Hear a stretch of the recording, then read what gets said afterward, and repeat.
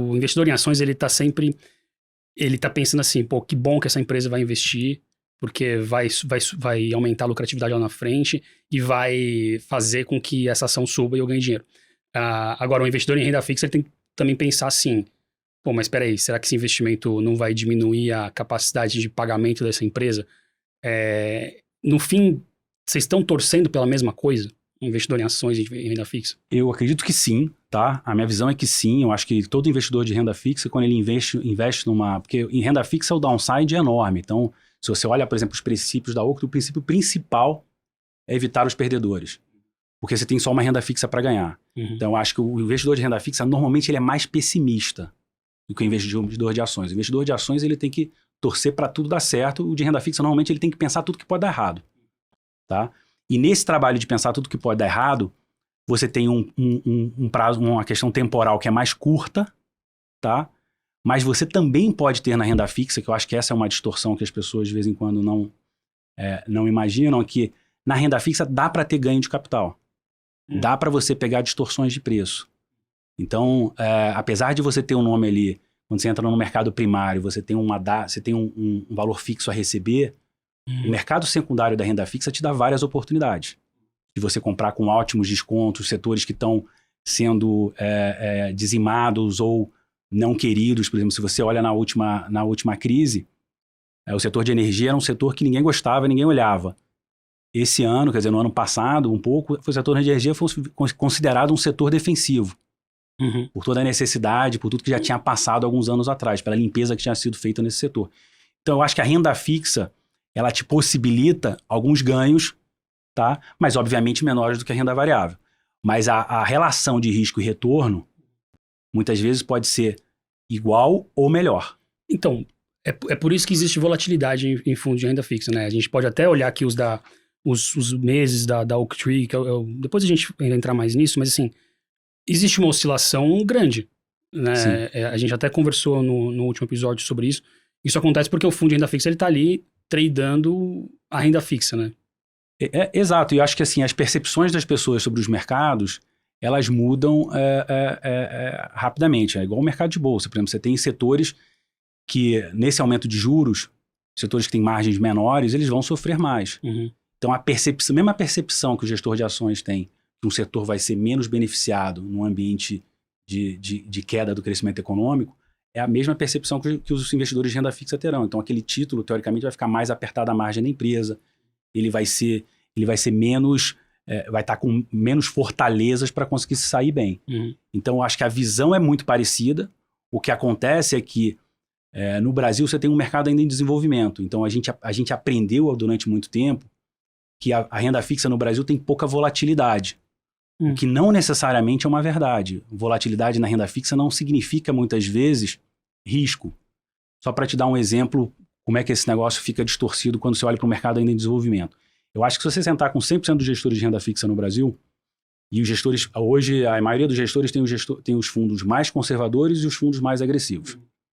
Se você pegar, por exemplo, em alguns anos que a renda fixa no Brasil teve um pouco mais de vol, pega 2020, pega 2018 ou 2019, se você olhar, os fundos que tiveram mais vol foram os fundos que eram investment grade.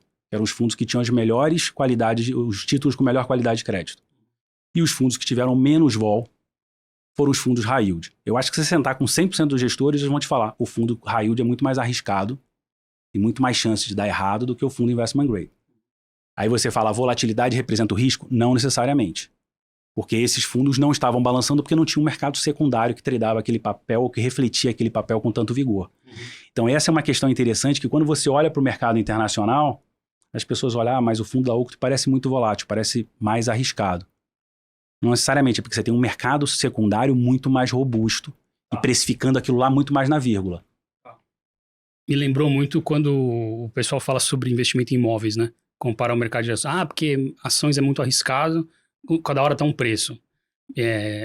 Imóvel que é seguro porque... Só que o imóvel não tem um preço não de tela que você tá olhando para... É interessante isso. Então, o fundo high yield, na verdade...